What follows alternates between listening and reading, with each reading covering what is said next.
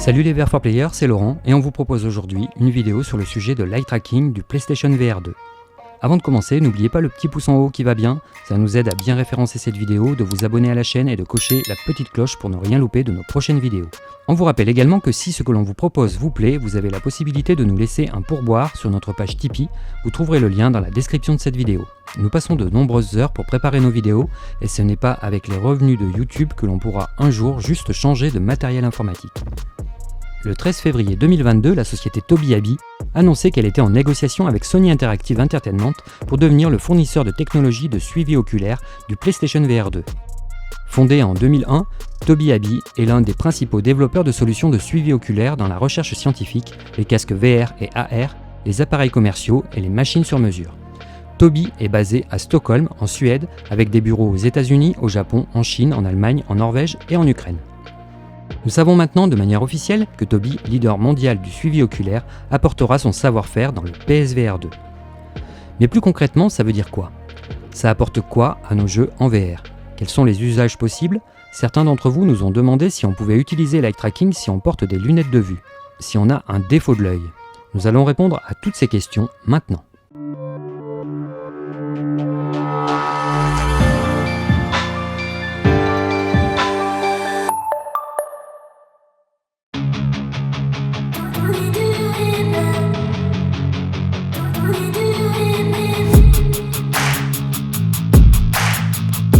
Le programme de suivi oculaire de Tobii est développé depuis 20 ans avec de nombreuses générations. Tobii EyeCore est le noyau d'algorithmes de suivi oculaire le plus avancé et le plus déployé au monde, disponible sur tous les types d'appareils, y compris XR, ordinateur de bureau, ordinateur portable, smartphone, médical et industriel. Ce programme s'installe dans le processeur du casque VR s'il dispose d'un système embarqué. Dans le cas du Quest 2, il est installé dans la puce Snapdragon XR2. Le PSVR 2 n'aura pas de système embarqué, il sera cependant équipé lui aussi d'une puce, certainement développée par Sony. Et c'est dans cette puce que Tobii va installer le système de tracking du PSVR 2.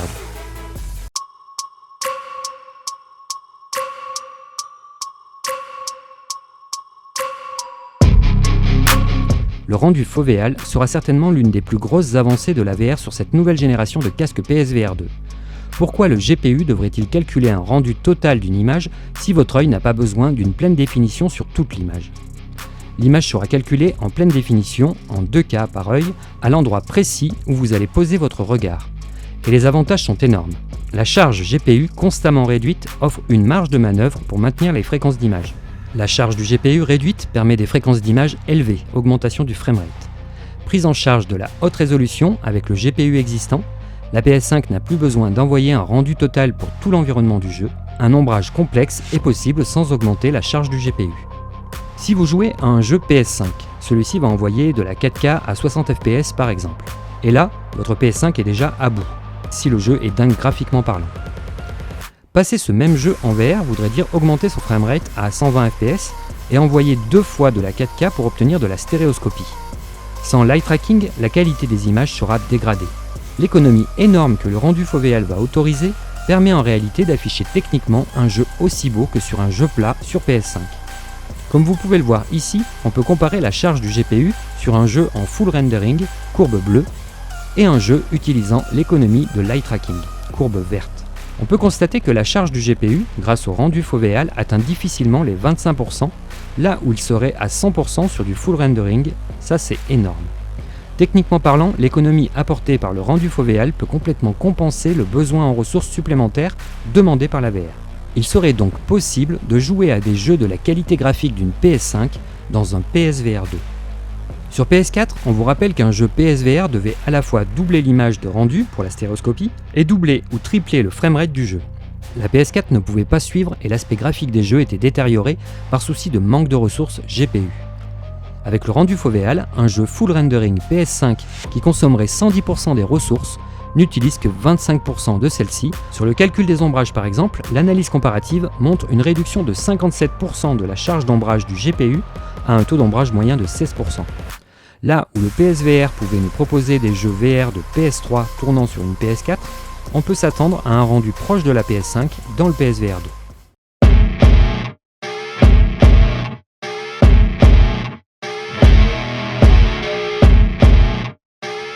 solution de suréchantillonnage à taux variable, le VRSS, de NVIDIA est conçue pour améliorer la qualité de l'image dans les applications VR en cours d'exécution. La version VRSS 2 exploite le rendu fovéal dynamique optimisé par la technologie Tobii Spotlight, qui fournit des informations de suivi oculaire avec une latence minimale au pilote NVIDIA. Sans aucune intégration supplémentaire pour les développeurs, les utilisateurs d'applications compatibles VRSS 2, Variable Rate Supersampling, bénéficieront d'une qualité d'image supérieure autour du point sur lequel ils se concentrent en temps réel. VRSS utilise la même technologie que Variable Rate Shading, VRS, mais il est utilisé pour le suréchantillonnage fovéal en VR. Sony n'a pas vraiment communiqué sur le VRSS sur PSVR 2, mais on peut s'attendre à une compatibilité.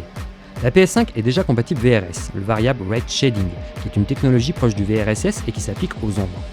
Là où le VRS détériore le rendu sur les côtés pour faire des économies, le VRSS sursample une partie de l'image, une augmentation logicielle de sa définition pour lui donner une bien meilleure netteté sur une zone précise.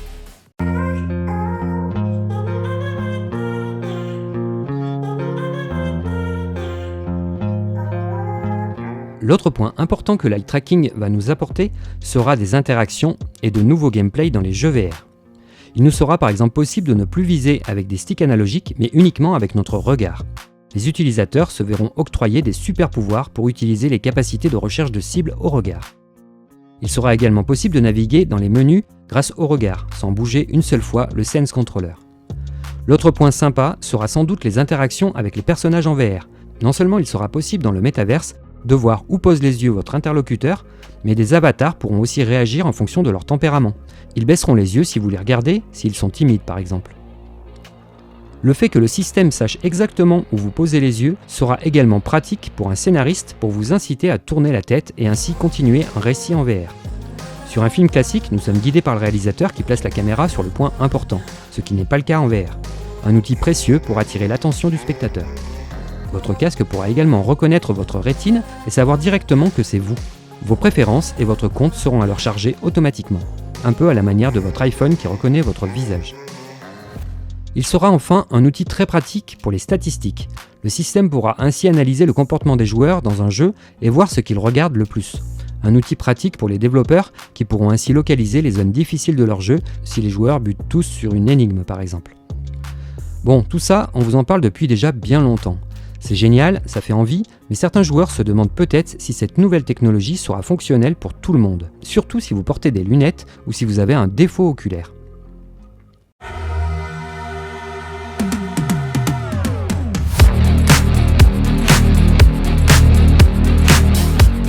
Nous avons pu entendre certains fœtus de rumeurs commencer à s'étendre sur la toile, disant que l'eye tracking du PSVR 2 n'est pas compatible avec les lunettes de vue. La question restait suffisamment vague pour évoquer au moins un doute. Et vous nous connaissez, nous ne sommes pas du genre à prendre les infos comme argent comptant, même si cela est annoncé avec un aplomb digne d'un chef d'État. Nous savons aujourd'hui que le PSVR 2 intégrera la technologie d'eye tracking de chez Tobii.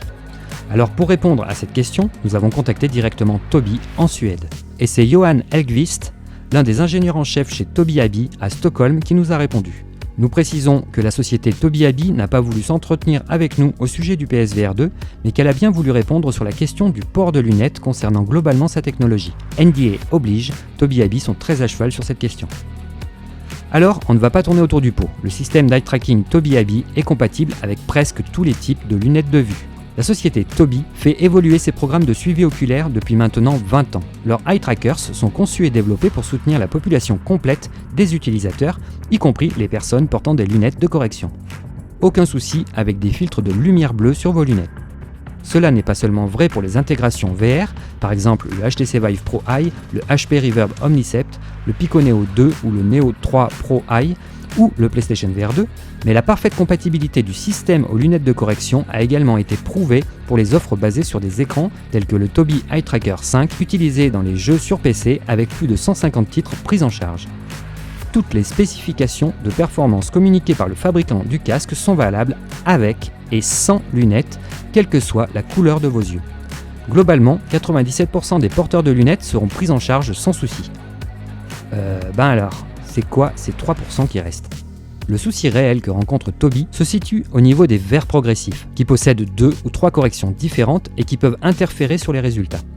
Les lunettes bifocales ou trifocales et progressives peuvent fonctionner dans une certaine mesure, mais ne sont probablement pas dans les spécifications optimales, du moins pas sur l'ensemble du champ de vision. Les lunettes à filtre proche de l'infrarouge ne fonctionneront pas. On parle ici des lunettes avec des filtres NIR qui empêcheront l'eye tracking de détecter vos yeux. Nous parlons ici de lunettes colorées de type lunettes de tir, jaune ou rouge, mais qui va jouer avec un PSVR 2 en portant ce type de lunettes. Enfin, si vous avez subi une chirurgie oculaire ou des cicatrices ont été laissées sur votre cornée, l'eye tracker peut, pour certains angles de vue, avoir des difficultés à localiser le reflet créé sur votre cornée. Cela pourra entraîner des résultats inexacts pour certains angles de regard ou d'autres complications telles que l'impossibilité de détecter vos yeux. Si vous n'avez subi qu'une intervention chirurgicale sur l'un de vos yeux qui a laissé des cicatrices et déformé le reflet, vous avez la possibilité de suivre exclusivement l'autre œil. Cela peut être sélectionné dans les paramètres de votre profil. Ce qu'il faut retenir ici, c'est que d'après Tobii Abbey, qui sont certainement les mieux placés pour aborder ce sujet, l'eye tracking du PSVR 2 sera compatible avec pratiquement tout le monde, y compris avec les joueurs souffrant d'un strabisme. Il sera également compatible avec l'extrême grande majorité des porteurs de lunettes, 97%, l'amblyopie, astigmatisme, presbytie, myopie, hypermétropie, etc. Vos lunettes devront juste être propres et il faudra éviter de les toucher avec vos doigts après avoir mangé un pot de nuggets au poulet. Seuls les verres progressifs pourront poser un problème, il sera alors dans ce cas conseillé d'essayer un casque PSVR 2 avant de passer à l'achat. Il n'y a donc aucune inquiétude à avoir de ce côté-là, les porteurs de lunettes n'auront pas de problème avec l'eye tracking du PlayStation VR 2 de façon générale.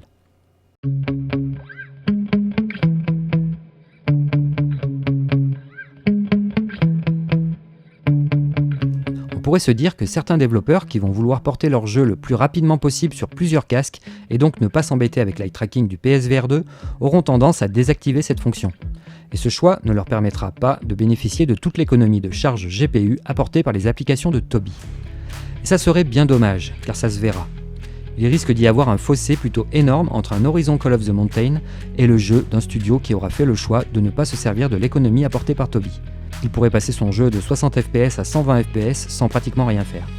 Tobii propose une mise en œuvre de l'eye tracking simplifiée et efficace, compatible avec Unity, Unreal Engine et avec tous les moteurs existants. Le SDK Tobii XR comprend une large gamme de modules et de fonctionnalités pour faciliter le développement des applications ou jeux et tirer parti du suivi oculaire sans avoir besoin de codage de bas niveau. On peut s'attendre à terme à ce que tous les casques VR de nouvelle génération intègrent une technologie d'eye tracking. Nous ne sommes pas ici sur une fonction bonus, mais bien sur une tendance du marché qui apporte beaucoup à la fois au gameplay et surtout à la charge GPU. Elle est ici la révolution de la next-gen VR.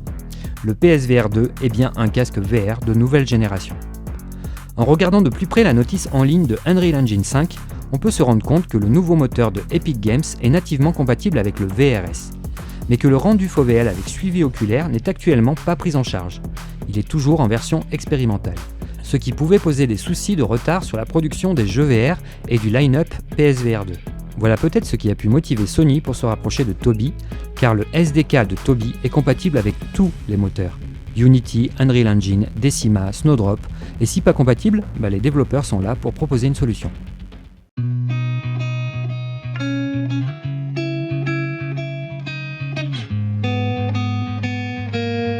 Voilà les amis, c'est tout ce que l'on peut vous dire pour l'instant sur l'eye tracking du PlayStation VR 2. On sait que beaucoup d'entre vous se posent des questions sur une éventuelle compatibilité du PSVR 2 sur PC. Pour le moment, nous ne pouvons qu'émettre des hypothèses à ce sujet. Récupérer des petits bouts de puzzle et les interpréter. Le PSVR 2 sera le casque VR de la PS5, ça c'est une évidence. Il est possible que certains bidouilleurs sur PC le rendent compatible par la suite. Il est également possible que PlayStation décide dans un second temps, 2 ans plus tard par exemple, de rendre compatible son PSVR 2 sur PC de manière officielle. L'objectif sera bien de vendre plus de casques et de porter certains jeux sur SteamVR. Pourquoi pas ? L'autre solution probable, et on vous l'a déjà dit, serait que le PSVR 2 soit un casque exclusif à la PS5 et que Sony sorte un second casque VR sur PC. Et dans ce cas, ce casque Sony sera-t-il compatible avec la PS5 ? Enfin, il est également probable que le PSVR 2 reste un casque VR PS5 et rien d'autre. Les applications de Tobii Abbey sont compatibles avec presque tous les systèmes d'exploitation. FreeBSD, Unix, VMS, des OS propriétaires de programmes internes de casques VR. Il faudra attendre une communication officielle de Sony qui arrivera ou qui n'arrivera peut-être jamais.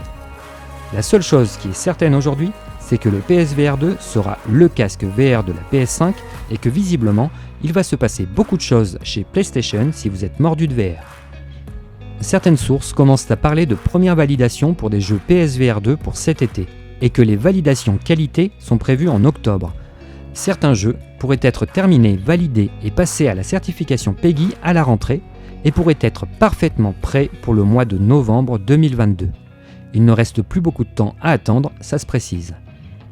Cette vidéo est maintenant terminée, on tient à remercier les ingénieurs de chez Tobii, Antoine Lou et Johan Elgvist, pour leurs réponses dans un domaine qu'ils maîtrisent parfaitement. Merci de penser au petit pouce en haut, cela nous aide à bien référencer nos vidéos sur YouTube, à vous abonner, à cocher la petite cloche.